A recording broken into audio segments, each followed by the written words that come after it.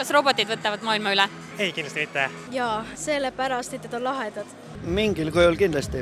Jah, võtavad ikka. Siin on nii palju aega veel, et saame nautida seniks seda maailma, mis meil on jäänud. Ma arvan, et robotid maailma üle ei võta, aga nad kindlasti muudavad seda, kuidas me töötame ja kuidas maailm töötab. Ja loodetavasti nad võtavad ära mingeid töid, mida võib-olla inimesed ei peaks tegema. Ja selles suhtes ma loodan, et nad muudavad meie elu paremaks. Me kasutame kindlasti tulevikus roboteid rohkem kui praegu, aga ma arvan, et me püüame ikka siin maakeral ise hakkama saada ja me oleme osa ju loodusest ja võib-olla ühel hetkel on robotid ka osa loodusest. Kas nad nüüd üle võtavad?